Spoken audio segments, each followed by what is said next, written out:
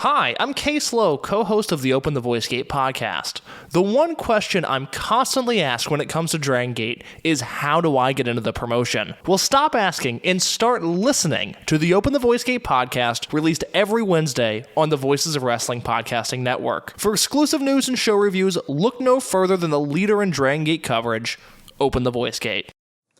Hey everybody, my name is Jesse Collins, and I want to tell you all about my show, The Gentleman's Wrestling Podcast, here on the Voices of Wrestling Podcast Network. On the Gentleman's Wrestling Podcast, we do a thorough analysis on the biggest issues and trends within the pro wrestling industry.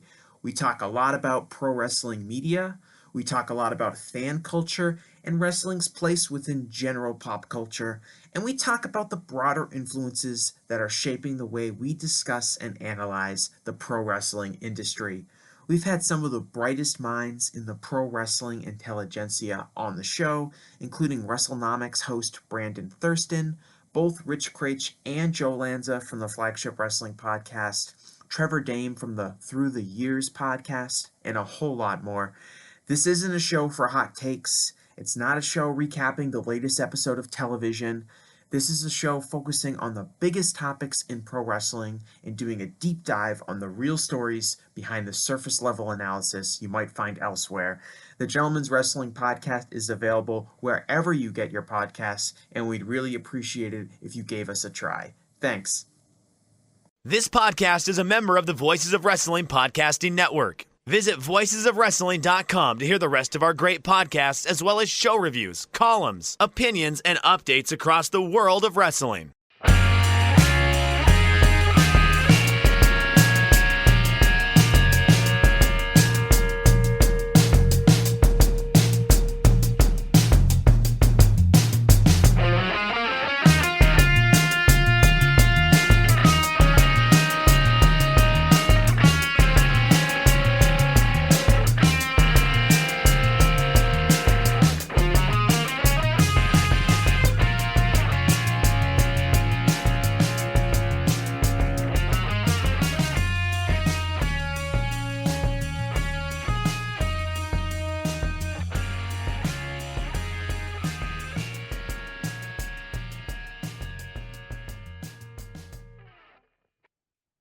Yes, I played Chris's entire intro there by request from our Discord. Hey, kids, do you like pro wrestling? Well, we like pro wrestling too. This is Shake Them Ropes. I am Jeff Hawkins. He is Chris Novembrino. Yeah, I just surprised a listener recently, Hawkins, with apparently the reveal that I played the entire intro to the Shake Them Ropes. Like, I made the intro. They're like, oh, I love that theme. Who did that? I was like, that was me. And they're like, really? I'm like, yeah, like I do the Wait, music. you play guitar, and that's how you can tell nobody listens to the entire show. Right. I was like, no. If you ever get to the end of the episode, you'll hear quite clearly that, like, I do things with the music. Well, I get bored with Hawkins' snarkiness. That's he just hates everything. So, I never really. Well, get to you're the end always show. going in on Jericho on every show, and it's kind of it gets very tedious. People have to cancel out. Easy. We're not there yet. So what happened last week? As I'm getting ready to hang up the Zoom call with Chris, I go, oh yeah, I probably need some room on my hard drive to render this show. So I just basically deleted my entire Zoom folder. And of course it has all the temp files from the meeting in there, and of course I delete the trash, and then I recover them, and when I tried to render them after recovery, the audio was not there except for some squigs and weird pops, and occasionally a word would come through. So I hope you all enjoyed from the long dead Patreon our look at Crockett Cup 86. I listened to the show. Let me just say, it hurt to hear that episode didn't make it to air, because, and I don't want to be smug about this, but I feel like I turned in the performance of a lifetime on that episode. You had some good ideas. We talked about the draft. I would call them Nove diamonds. And you're right. There were many. Yeah, no, that's it. That's exactly what I typically call them. And I there were many Nove diamonds on that show. And now, granted, obviously it's a week old. I don't want to redo the entire show, but one No, let's do Nove the diamond. entire show word for No, word. no. Let's redo it. You're right. You're right. So the draft Jeff, happened. And Jeff, I'm thrilled to be here today. It's great to be with you all again here on Shake Them Ropes. Let me drop a Nove diamond on you. That's actually how I opened the show. That's literally how I opened that episode. It's now our new format, by the way. You will be dropping a Nove diamond every week. A Nove diamond every week. And the Nove diamond that I dropped at the beginning of the show was a premise that wouldn't it be neat if the draft actually meant something for once and was the catalyst for the launch of a new storyline? And you might say, well, occasionally, Chris, something like that approximates that sort of feels like that to me happens. And I would say you're wrong. That feeling is bad. And they've never done that. They've never actually done that. You want that to happen, and I get that. Like, we all have holes in our life, and we want them to be filled. But that doesn't happen all the time. We wish. But wouldn't it be nice if the draft was the catalyst for the launch of a heel faction? And the way that they did that is they had several heels drafted to one brand, either Raw or SmackDown. Does it really matter? The answer is no. It doesn't really matter. But they all end up on this roster, and they decide that their fortunes would be better if they all federated together. And this was the launch of the new dominant faction on that brand. It's a very simple idea that has literally never happened in the life of this brand split. And I think that's a real commentary on how bad the premise of the brand split on WWE is. That was my Nove diamond, Jeff. No, it was a very good suggestion because that also plays into their instincts where every new heel stable wants to quote unquote take over. Cause chaos. Disrupt the status quo. Yeah, you know. And then like they proceed to not do that or become the status quo, like Judgment Day. Like the whole premise of Judgment Day when Edge founded it 8,000 years ago was that they were going to upset the apple cart on Monday Night Raw. And now they have a loose alliance with Paul Heyman and the Bloodline, which is like the most establishment thing you can do. I really still wish they had named themselves Judgment Night. And then they could have maybe people keep slipping into Judgment Night. Yeah. So I mean they really should have gone with Judgment Night since rather they're than all Judgment dark Day. and spooky anyways. I'm gonna posit something to you that I think would be a idea but would never financially work. After watching this Backlash show, I think both AEW and WWE need to just get out of the United States for about a year.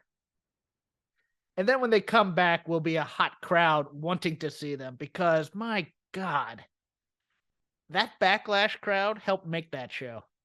I enjoyed the hell out of watching that show, even if the wrestling wasn't always great, it was at least very good, and it elevated the stuff that wasn't so great to being pretty damn good too. I love watching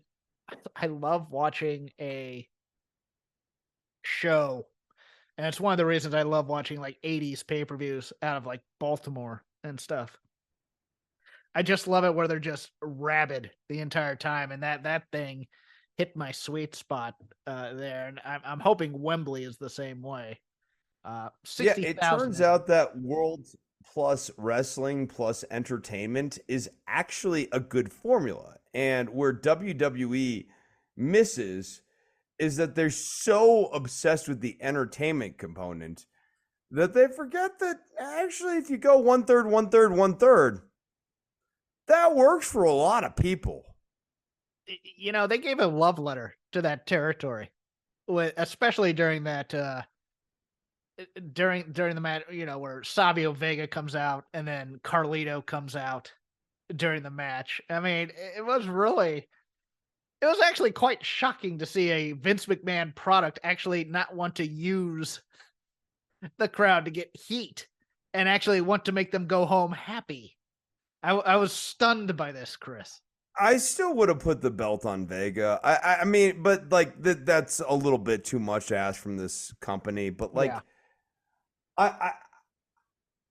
I think when I think about wrestling in the 21st century and how does like a 21st century wrestling company stay relevant, there is of course always going to be a national model. Obviously, there are a number of national models that are vibrant in Mexico and Japan.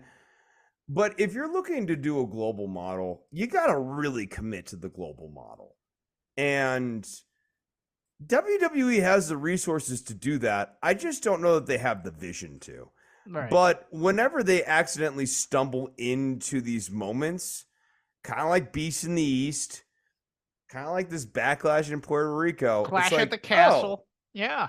Right. Clash at the Castle. It's like, oh, this is what this company could be. And this is intriguing. Yeah. Like that company interests me.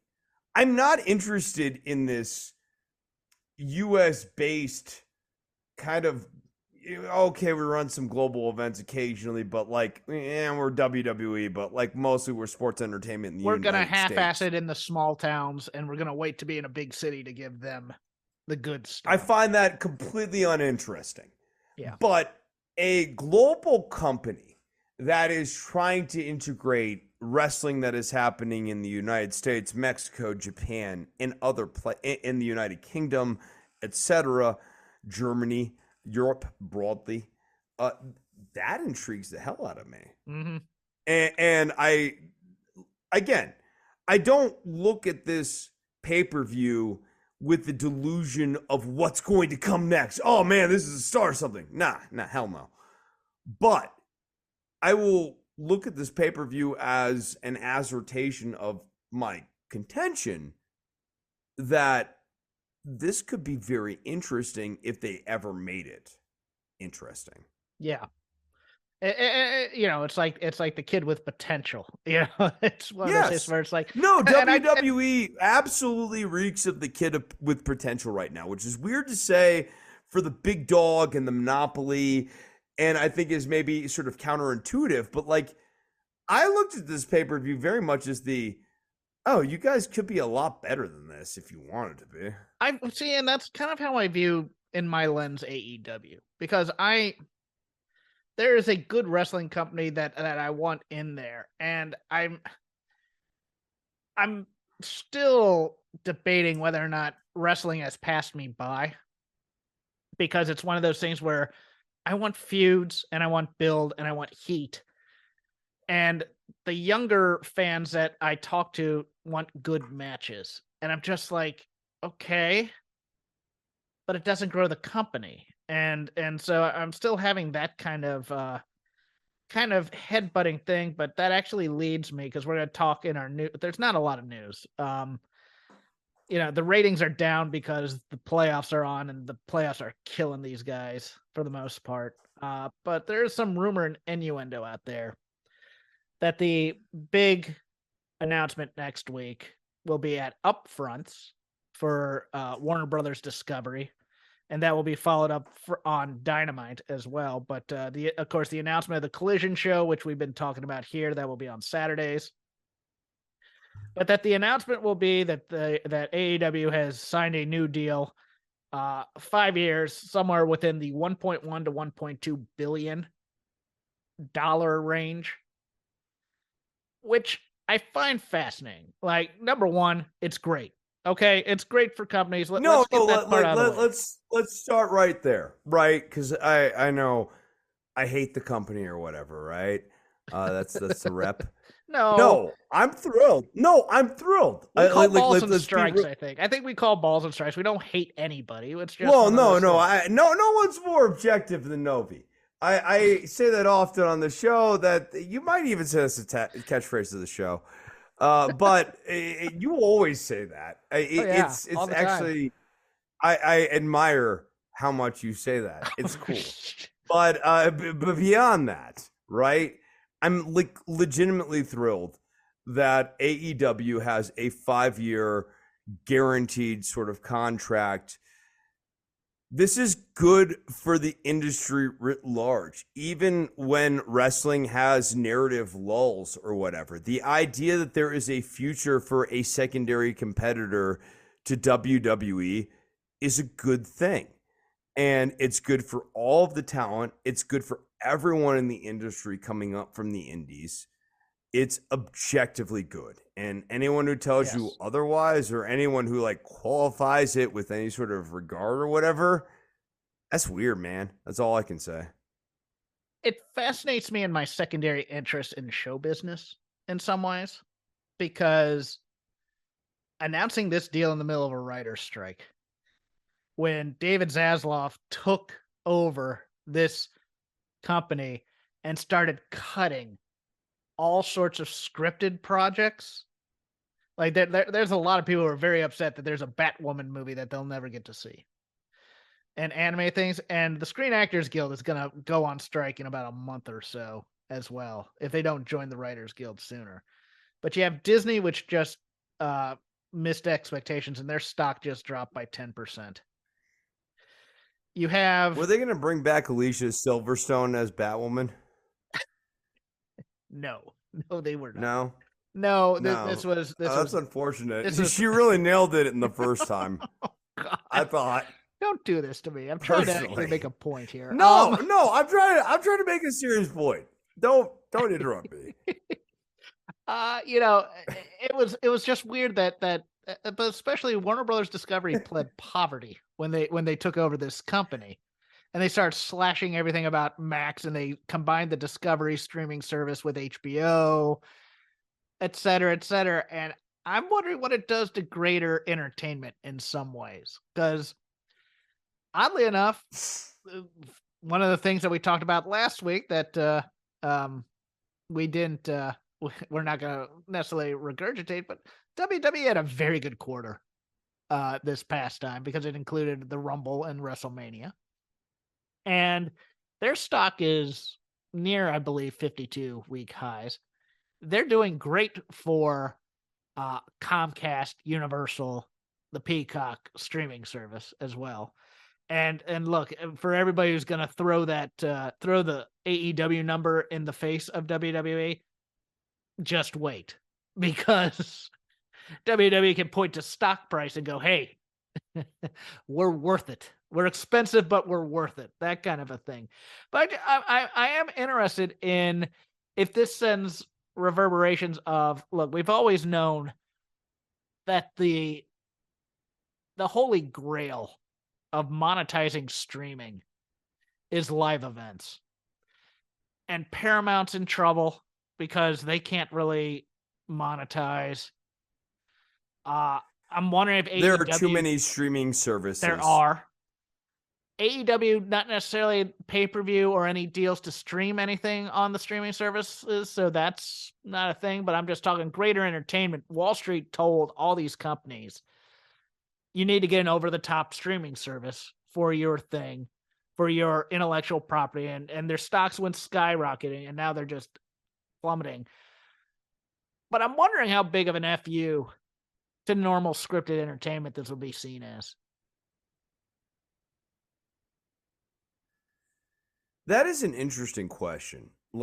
And that maybe for wrestling right now, especially with the non-unionized scripting that goes on with wrestling, that maybe now is a great time to sit down at the table with these networks and broker a deal. You mean wrestling or the unions? Wrestling. I'm talking about the wrestling. No. Look, Vince McMahon's people aren't unionized. No. Man, we're talking about. No, the only time WWE uses union people is when it's contracted at the arenas, and then those guys just sit around while the rest of the other guys do the load out and load in for the events. Because WWE has their own people to do that. Yeah. Right. So in that case, it's like, if I'm WWE, I'm trying to initiate conversation right now during this writer's strike. You think they're basically? You think maybe because I remember the last writer strike, WCW almost ended up on NBC, of all places. Right. That's right.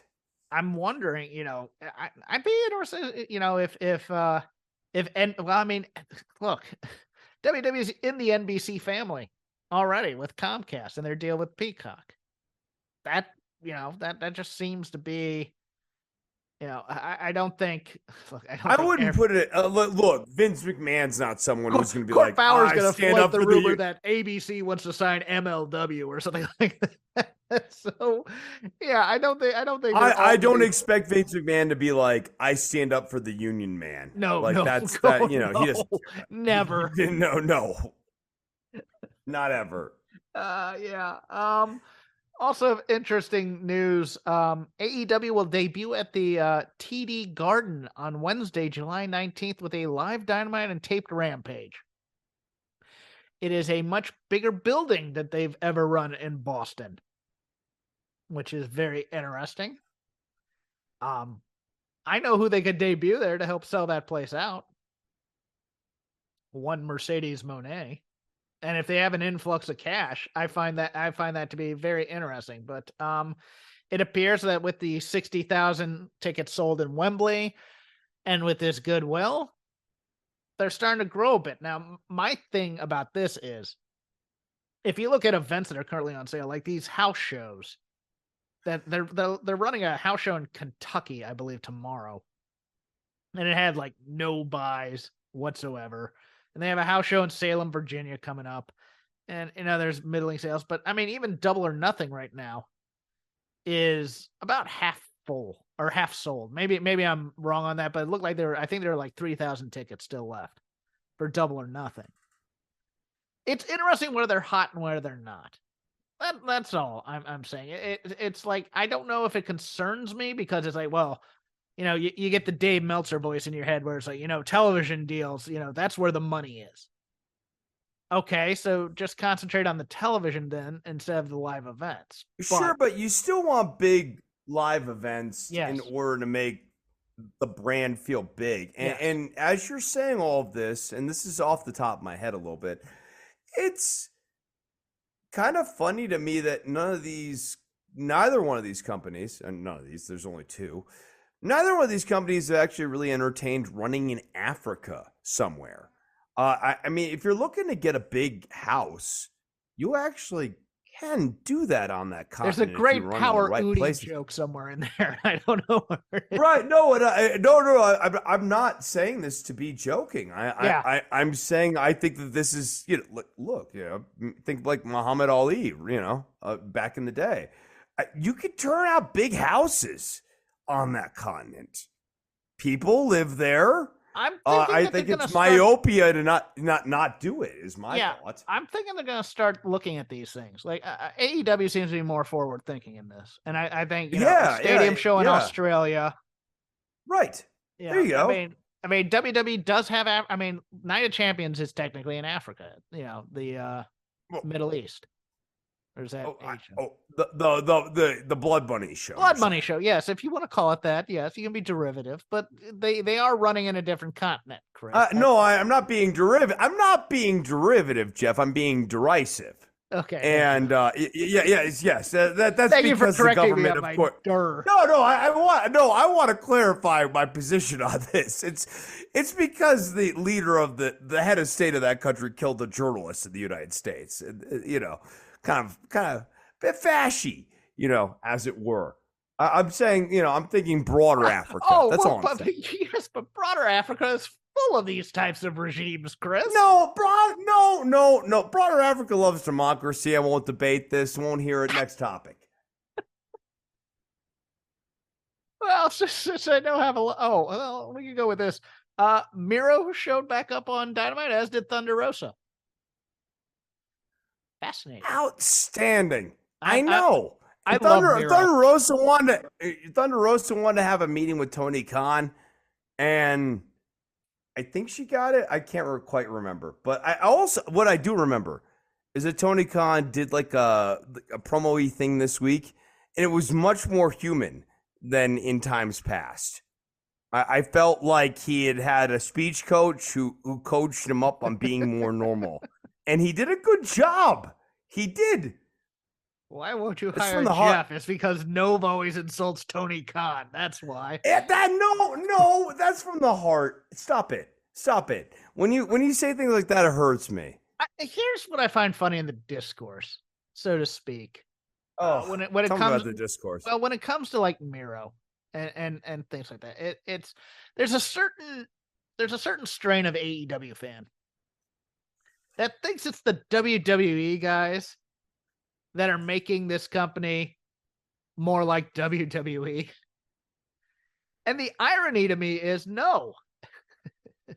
No, the guys who were in WWE don't want to do that stuff. It's the guys who were raised on WWE whose instincts are No, Jeff, if you insult Tony Khan, you're never going to get hired there. Stop this. Are the whimsical. I mean, we have far too many comedy mid-card baby faces in AEW. That's basically my point. And they're all whimsical, but this will lead us into the lazy river of wrestling. Oh, and the show's unformatted, or sort of loosey-goosey from week to week. But, that's a whole different thing. Well, I'm going to talk about that because I think I'll lead off the lazy river this week. But yes, the Okay. lazy. No. Oh, it's your turn this week. That's fine. Well, I always introduce it. Explain Can what I the lazy introduce river it, please? is. Thank you. No. How's it feel to be me? How's it feel? How's it feel to have your shit stepped on for a change, Hawkins? If you say Tables. No, the tables have turned in the wrong way. There. I was quoting. I was quoting jumping Jeff Farmer. Thank you, sir. You turned the tables on me in the wrong way. The lazy river of wrestling criticism, where we watched whatever comes to mind about wrestling, we can talk about here, including more ice cold thoughts on Backlash, which again, solid outing from this company, to be honest with you. But I want to talk a little bit. I'm going to start off talking about AEW Dynamite because I listened to a couple podcasts reviewing it, and I was like, okay, that's interesting. And I, of course, did a podcast reviewing it. And the things I liked in this show were just the simple build things to me. Like, I didn't think it was a great home run, the 4 vignettes for the 4 pillars necessarily, especially the Sammy one. Just they want to couldn't make up its mind. They want to do that was the my thing with the synergy. Sammy Yeah, one. they want to do the synergy with the reality show that airs after this. But Sammy's a heel, and he should be a heel, and he should be a heel in this vignette.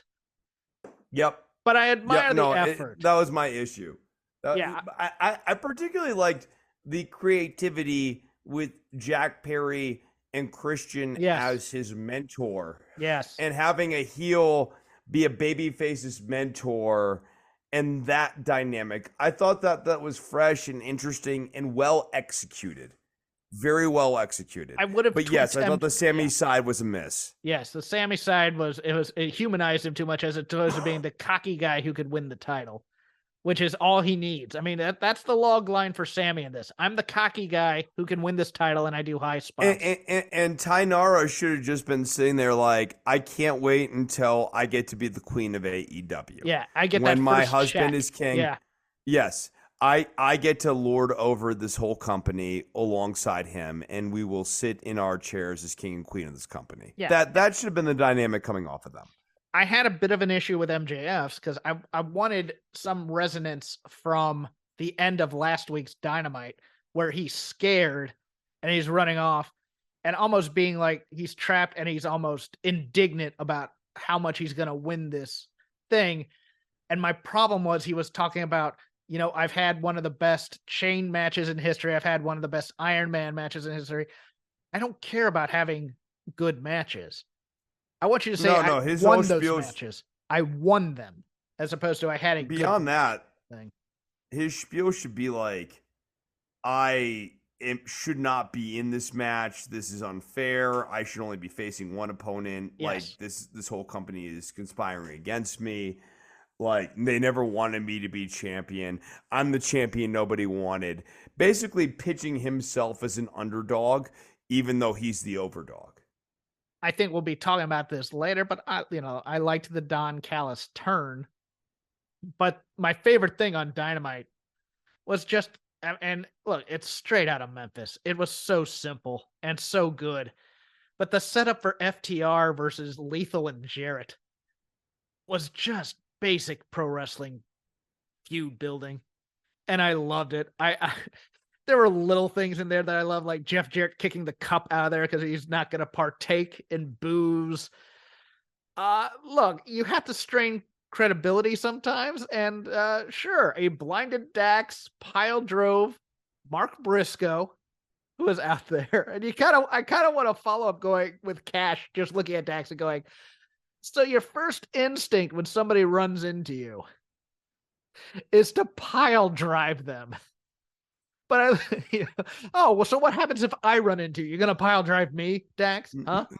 It'd be so funny to watch Dax basically spend like 90 seconds trying to futilely explain why he felt the impulse to pile drive somebody, and go like, at the end of it, and just sort of like throw his hands up and go like, I don't understand why I do things either. If it makes you feel any better, that's all I got. That's all I got. It's pro wrestling, dude. I don't know, but I did like I liked in the aftermath of the pile driver as well. They're cutting to each of the participants here and there, and I liked Jay Lethal's worry about his friend because there's something there.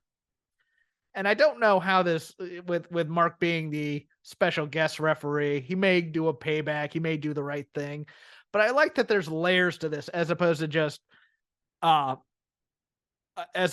wrestling stupidity. And it was just a good basic angle. And that's all I really want in my week to week wrestling. You can have your Claudios versus Ray Phoenixes for titles that don't matter, which you can get into that if you want, but I just want simple builds. I don't care about good matches necessarily. No, I mean, look, the nice ultimate payoff of Mark and Jay Lethal coming together as a tag team, I think, would be very narratively satisfying for people as a mid-card feud, especially if they ultimately became tag team champions. Yeah, I don't think that's very intriguing. But I like it. You said that. I pitched. I mean, but why not? Right. Yeah. No, I know. I mean, maybe that is. Like, maybe that's why cool. not? And then Jarrett, Satnam, and Sanjay go off on their own, and they find somebody new. Right. Okay. Right. They find somebody new, but like, no, I mean, especially as they've been like increasingly teasing this on screen, clearly there's some thought that's going behind it. And I guess all I'm saying is, if that's the thought that's going behind it, I'm on board with it, because I think, in particular, after Lethal had that match with Mark Briscoe, it was very hard to keep him as a heel. It's always been a bit of a lift. And I think the crowd is ready to root I'm sorry, I called him Jay Briscoe. Jay Lethal. Yes. They're ready to root Jay Lethal. Yeah. Your go, sir. Okay. Let's just cut to the chase on the main event here of Dynamite. Was it a world-class steel cage match in and of itself? Yeah, sure. But like as an actual wrestling angle and as like an overplot sort of thing, I found it pretty entertaining. Yeah. I think my drawback was mostly after doing basically a hardcore match, no holds bar. I think it was no holds bar between Anna Jay and the Witch. Truly a classic. Look, I'm a little done with, you have the stip, but we're gonna bring all these other things into it, like the broken glass and the chair. I get that those were callbacks. I get that.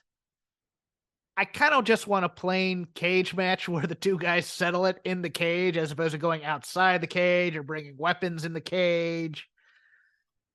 I get that it's modern wrestling. I get it. I know it really. When I heard like Kenny Omega's goal is to establish a new level of violence, I was like, this is going to be a shitty cage match, though. Like, because if that's the premise, then we're not really trying to settle the feud or anything. You know what I mean? No, we're doing the spot to set up another feud, or heighten the feud, and I was fine with that. But I liked the angle, and I liked I like Don Callis a lot. I am of the opinion that Don Callis is not going to align himself with the Blackpool Combat Club, but rather with another faction that eventually takes on the Elite after this feud. But what did you think? That's interesting. Danielson's commentary certainly left it ambiguous when he's like, no, I had no idea. He might have legitimately had no idea, right? Like it's the perfect sort of phrasing where they can write themselves out of it where he had no idea, or Callis decides to become the new mentor of the Blackpool Combat Club. I think either's possible. I think it would be great if he does. If he's the J.J. Dillon of this new Horseman, I'm fine with that.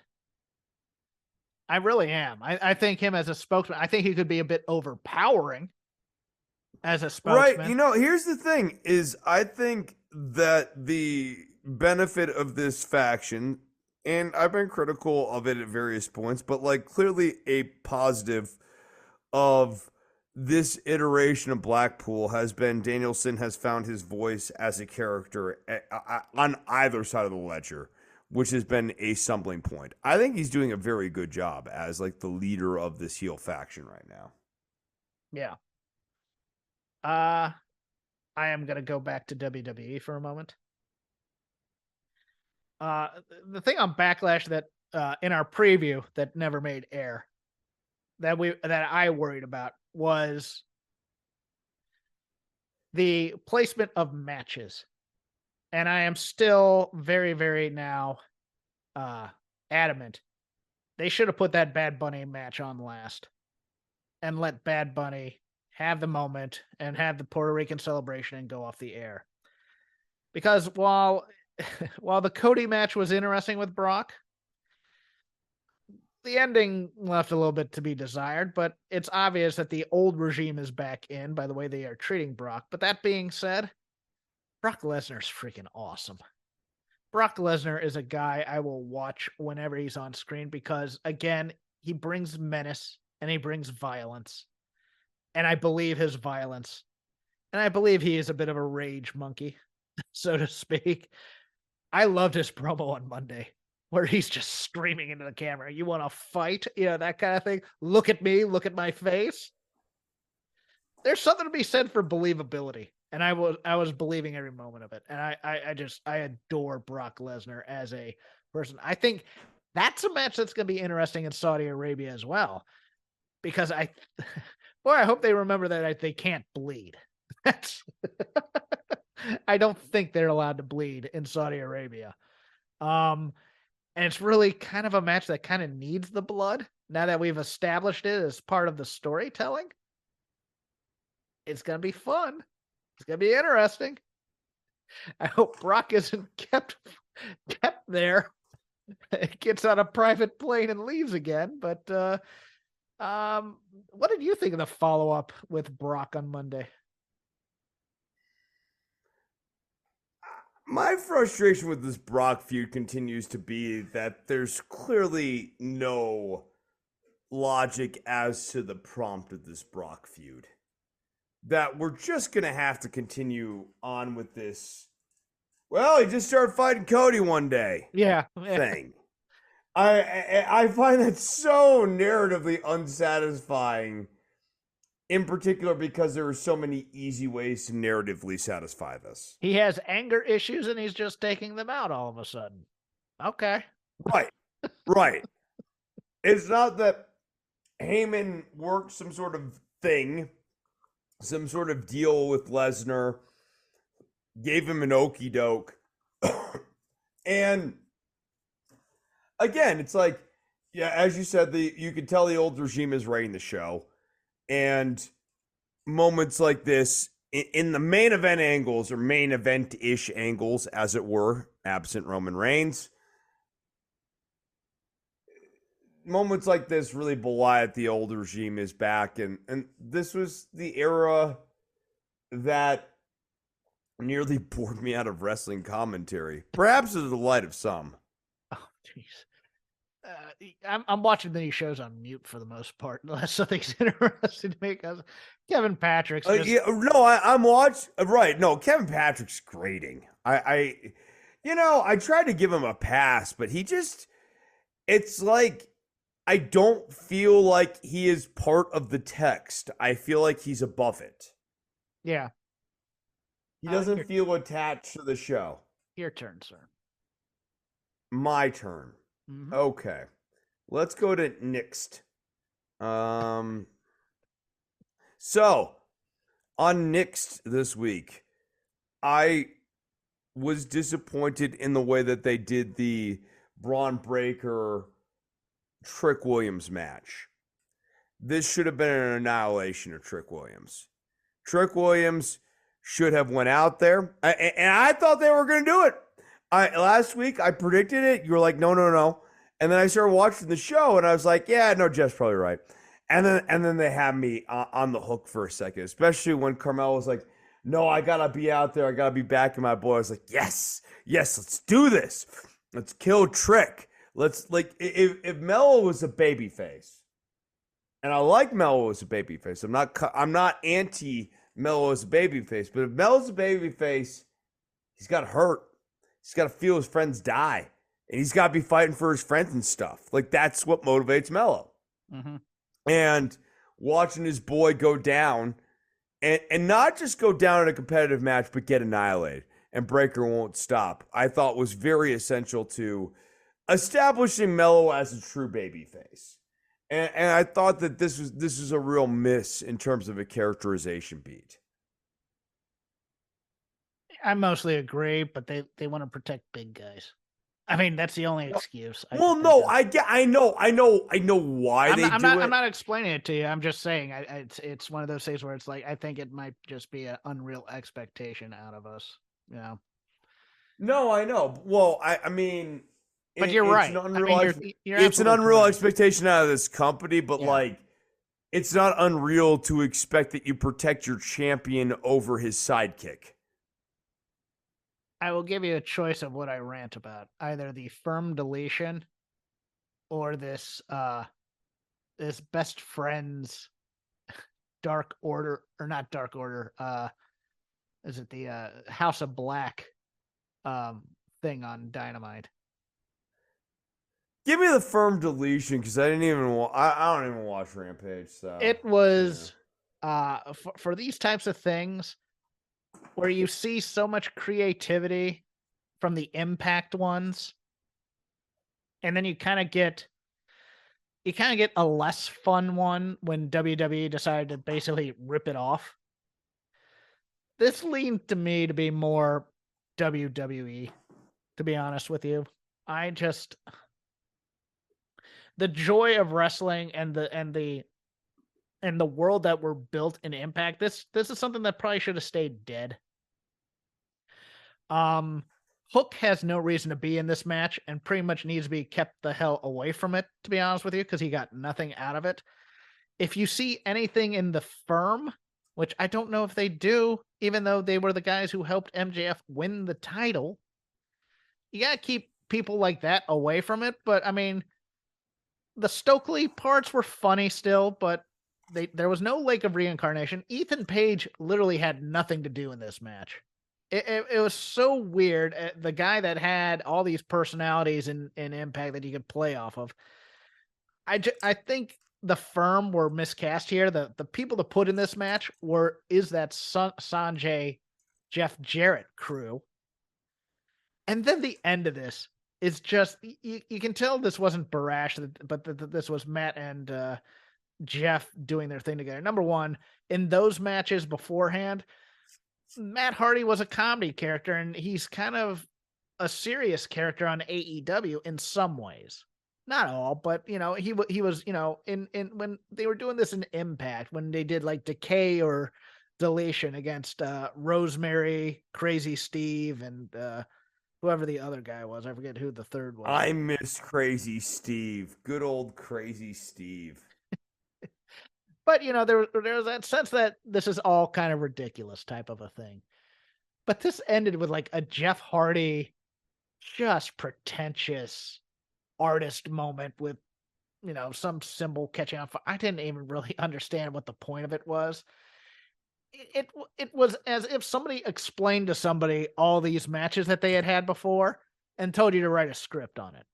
It was kind of mid to me. It didn't use everything that they had. There were no cameos in it. There was no Lake of Reincarnation. There was no dilapidated boat even. It was kind of like, okay, we're gonna have. They brought back Isaiah Cassidy, and he jumped off of a roof, or Mark Quinn. I forget which one was injured, but the guy who was injured came back, jumped off a roof, which was impressive. But it was just one of those things where you look at this and going, okay, what's the point of this? And it doesn't have the joy. I mean, there's an important thing to remember, right? That like, here's the thing to remember, Jeff. Jeff Hardy is nowhere near as clever as he thinks he is. Yes. And that's the whole point of the Jeff Hardy point. Is that he thinks filter. he's... I mean, yeah. A filter. I mean, like, literally, he needs ideas delivered unto him, and it needs to be driven through the Jeff Hardy character, or whatever we imagine that to be in the year 2023. Yeah, I get that. I'm not saying it was bad. I'm just saying it was kind of mid. That's all. Your turn. No, but like, I also don't like Jeff Hardy and hate that he's working and he's bad. So, but I would have kept Hook the hell away from this. If you find anything that's star worthy of this, keep the guys that you find value in away from the comedy stuff. Like, why is Hook involved in this when he's someone who should be positioned as like just under the four pillars, right? Yeah. You've been making him like this world killer. I can't understand that. Right. So Gigi Dolan, I am fascinated with the concept of turning her baby face only to beat her constantly as a baby face. I don't think she's good, but how can you possibly make any hay when you get turned babyface and then lose a crap load? Well, I think it's also affecting her because she went on social media, posted an Instagram story that said in very small print, "I miss being PK." PK short for Priscilla Kelly, her former name on the Indies, with a goat on there, I think. We'll see if they beat her more because she put that on Instagram. I know. I mean, she's not wrong. This is just a death zone for any talent. Yes.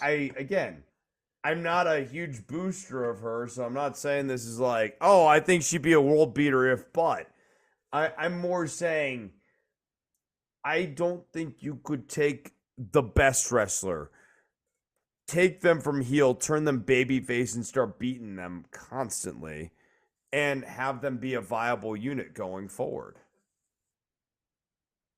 I will now do my other rant. I hated this promo with the best friends right before their match with the House of Black. We've already convoluted the trios titles to a match that has 4 different stipulations in it, including one that the opponents pick, which is called Dealer's Choice, even though the House of Black are the dealers. But nevertheless, I'll continue. So we have Orange Cassidy back there after his match with Daniel Garcia. And he's like, I think I could fit more belts in my backpack. He's there to, cut jokes and stuff like that. But then the best friends are back there. And they ask him what stipulation they're going to be using. And it's like they had forgot to do their homework. And I get that it's supposed to be a laugh moment. But again, we have far too many mid-card comedy baby faces in this company. Because we have the Dark Order, we have the Best Friends, we have... And aren't we past Orange Cassidy laugh moments at this point? Yeah, I mean, he's the best champion this company has right now. Right. But nevertheless... Yeah, no, he's like the actual fighting champion of the company. It took me immediately out of the match that these guys... I mean, you have a title match. it's time to serious up a bit. And hey, we've been thinking about this, and here's our stipulation. Not a joke stipulation like, okay, we can only win this match or something like that. But I mean, no, something that's interesting that benefits them. And I think part of it is there's too many stipulations in this match to begin with. And it should just be, okay, you pick the stipulations, we'll beat you at whatever match you pick. And I think that would have been fine. But it's like they don't care about the match enough to think in the world that they're in. And wrestling, as I said on my Wednesday show, wrestling and other television shows are very, very easy for the most part in terms of keeping viewer interest. The only rule you have is you have to set rules and then you have to abide by those rules. And all the characters in that world have to follow those rules and be thinking and operating within a logic that reflects those rules. Yes. That's it. Yes. So basically what you've said is we're giving the best friends and Bandito a trios title match, but they didn't bother to think of the stipulation, which is part of the entire, whatever the hell they're calling it, the house rules or whatever. So why the hell should I care? Because they don't care enough about this match to take it seriously. Now, I like the mood lighting. Okay, so like think about this like as a fighting promotion too, right? Yes.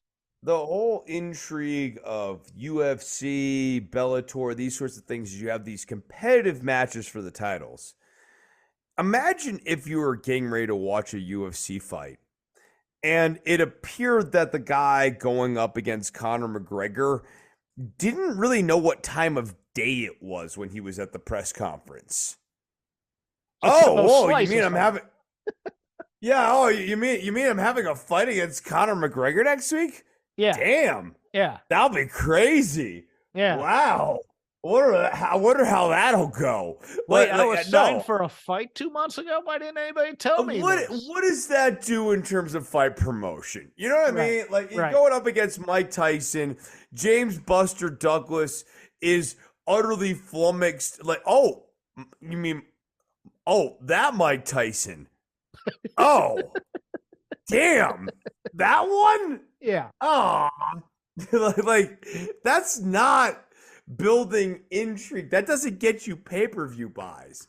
And I get that this title match is not about pay-per-view buys, but if we're making a phony sports promotion, which is at the heart what wrestling promotions are kind of supposed to be premised around, it kind of matters, right? Yeah.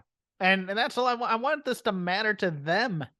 That's my problem with the comedy babyfaces is that I like comedy, but I want comedy to be my sorbet to cleanse the palate of the seriousness to kind of release tension. And instead, what I get is an occasional serious angle to offset the comedy. And it's not an enjoyable experience for me in some ways. It's just one of those things where it's like, yeah, the Dark Order, they're just a bunch of geeks who get a paycheck and they run around. They don't have any real purpose. You have the best friends kind of half-assing it because that's Orange Cassidy's gimmick. I get it. It's just like, but then you have like emo cowboy Adam Page, and he's supposed to be serious, but he's also emo cowboy. It's like, yeah, I'm not really that angry. I'm just kind of sad all the time. You're like, does anybody care about this stuff? It's one of the reasons why the Pillars thing isn't clicking either. It's because these guys have no real motivation in terms of in this world. No, I'll push back against that a little bit. We reviewed everyone else's promos. I thought Darby's was pretty damn good, man. I liked Darby's, actually. I liked Darby's a lot, dude. And I know it's been up and down week to week in terms of characterization with Darby. But when they hit it, they hit it. Yes. There are moments where this guy feels like a legitimate effing champion. And especially with Sting stamping his imprimatur on it. Like, there are moments where this guy feels right. Yes, don't call him a failed skateboarder, and you're fine. I know. Well, no, if they stop duffing it, sure. But when they don't, it's good. Yeah.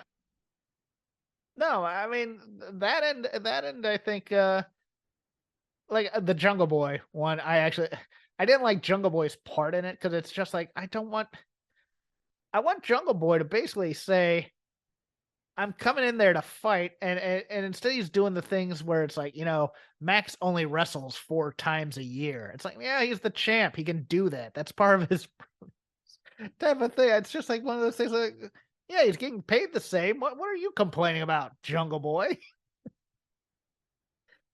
It's your turn. I continue to find myself mildly intrigued by Mr. Stone and Von Wagner's interactions on a week-to-week basis. Oh, really? Okay. Why? It's What was not, this week's? Because I missed it. This week we're still on the skull injury from when he was a child. Yes. And Stone, with all the subtlety of a sledgehammer, tries to shoehorn asking about the skull injury, where he's like talking. I think this week he was talking about babes or something like that. He has a baby And when then, it like, happened. He had surgery, and that's why he has like such a protruding forehead too. Right. And he's kind of like, talk to me about this. Kind of like, how do you feel? I forget what the whole setup was. As I said, I thought it was about girls, but it's not. It might not be. But then we get into the photo of him with the head surgery, and Vaughn doesn't want to talk about it. And like, it's not. We're bringing it up on TV, and we don't want to talk about it. That's so great. It's not. No, I get that. But the one thing I've always enjoyed about this angle is that it all started on this realization internally that they've done literally none characterization between Stone and Wagner. And this is at least something. Yeah. We know how this angle ends, right? Von Wagner gets called to the main roster and Stone gets fired. That's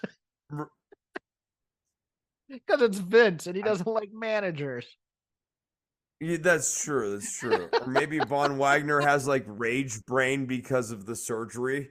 Yeah. Some new condition that Vince comes up with. Oh no, he gets he's got brain angries. That's what he's got. The surgery made him. He has like a brain rage thing. Psychic powers. That's it.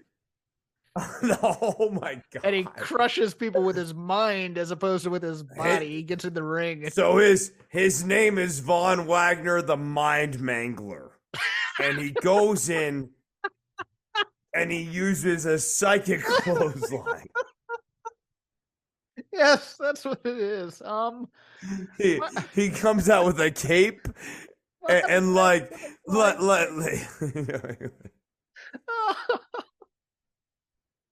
yeah. You remember Magic Arn? Yeah, no, they should. Magic Arn. Yeah, mind. Oh, good lord! And then it requires the other guy to do a whole lot of acting in there. Like you'll just see Mustafa Ali just pretend to be crushed by the mind of. He does like the Darth Vader, my neck is being choked gimmick from New Hope. Yeah. Like Ali's in there, like getting goozled by the Mind Mangler from the other side of the ring. And Michael Cole's going, I can't believe he can do this with the power of his brain. Yes. And Corey Graves explains that it was due to a brain aneurysm. Yes, when it was in the hospital, he gained these powers. He had a terrible crippling brain aneurysm as a baby, and that made him psychic.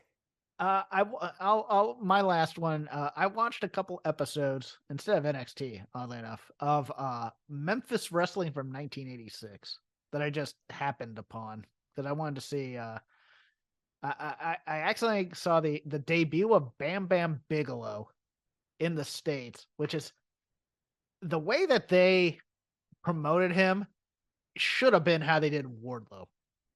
He comes in, he beats 2 guys in like a flash. And then the next week, there's 15 minutes worth of show where Bam Bam Bigelow is they're showing highlights of him beating 2 guys at a house show. They have a match before his where Jerry Lawler and the guy known as Uncle Elmer beat a guy and beat a team in 22 seconds. Bigelow comes out and he's livid. So he goes in the ring, he beats a guy in 13 seconds to set it up. I mean, it's overkill, but it works. And the other just absolutely fascinating thing I saw, I never remembered this. I never heard of this. The only time I remember Buddy Landel as a babyface was in Smoky Mountain towards the end of his career. Right. That's how I always think. We got a little bit of babyface Buddy Landel in this match because he's going up against JD, Jim Cornette ripoff manager in Memphis, who he managed Fire and Flame and he managed the Mod Squad, but basically they burned his face and he's out for revenge before eventually turning heel and teaming with Bill Dundee again, which was always his move. It's just one of those things where I'm watching, I'm like, he's not necessarily good because he's still cutting Buddy Landel promos, which are very heelish at sometimes.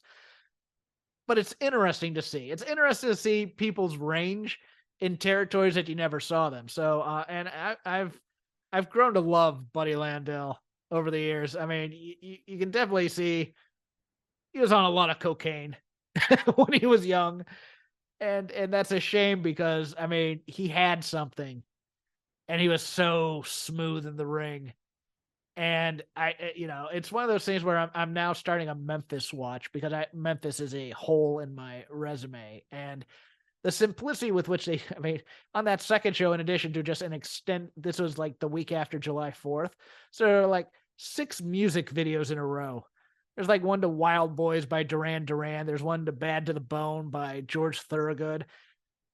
But that hits my sweet spot because I love those types of hype videos. I wish they'd do more of those in wrestling right now as we speak because it helps get guys over. That's all. No, I'm with you. I mean, make stars feel like stars, and Yes. stars have music videos. It's like not rocket science. As opposed to the Ring of Honor champion fighting the Ring of Honor tag team champions for Ring of Honor title shots 2 weeks before an AEW pay-per-view on an AEW show. That's all. That's And I mean, in terms of other things in the show, I know we quickly touched on Anna Jay versus Julia Hart. Look, it's that was, I think, below the standards of what Dynamite should be putting on air on Dynamite.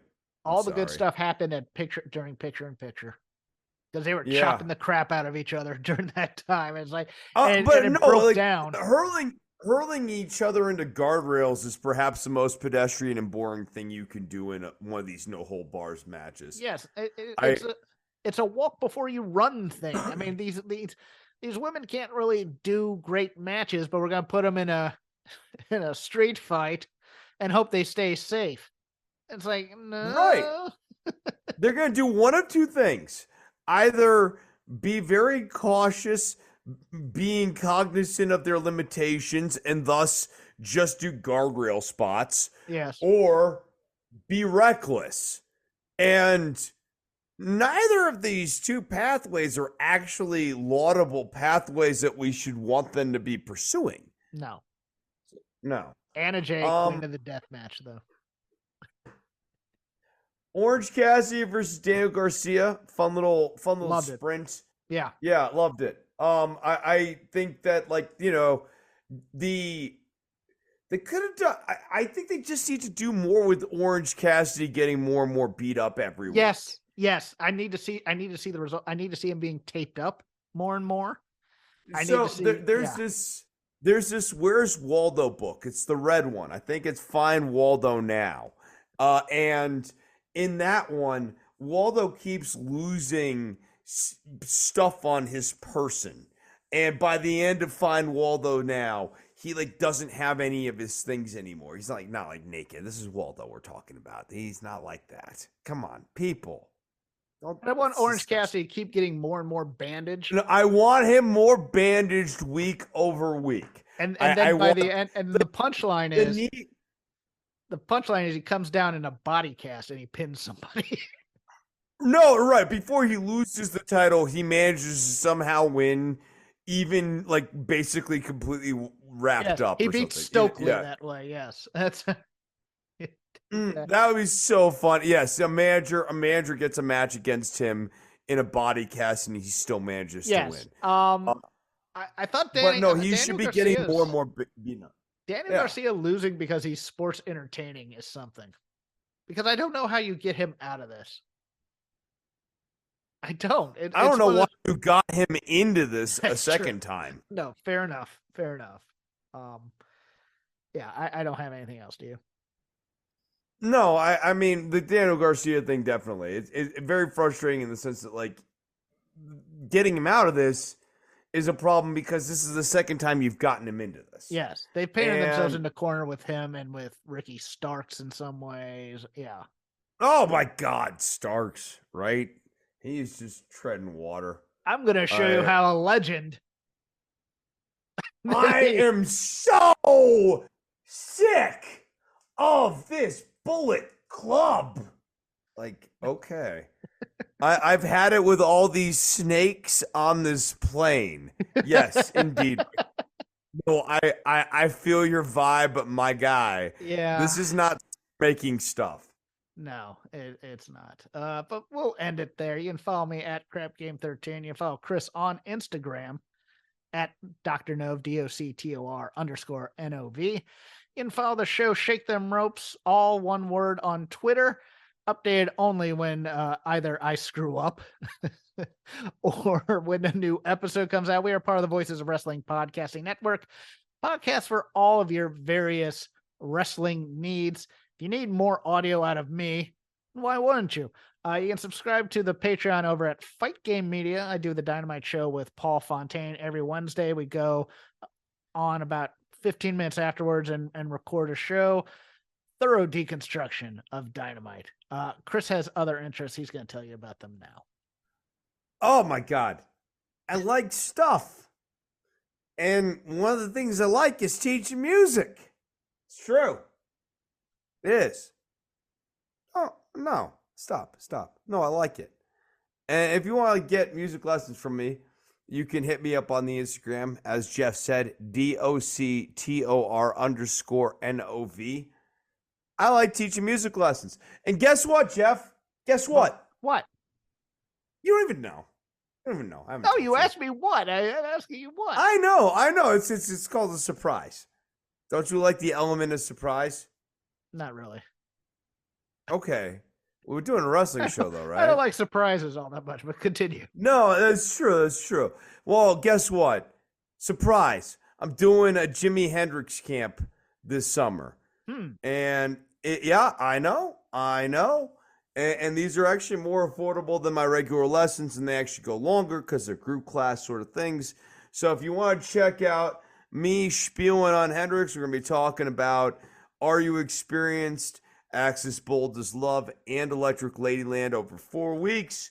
Hit me up. Now is the time to enroll. So that's Dr. Nove on Instagram, DOCTOR_NOV.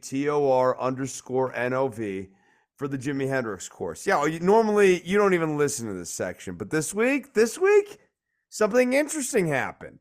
So see what happens when you just leave the show playing? Think about it. Do you like wrestling trivia?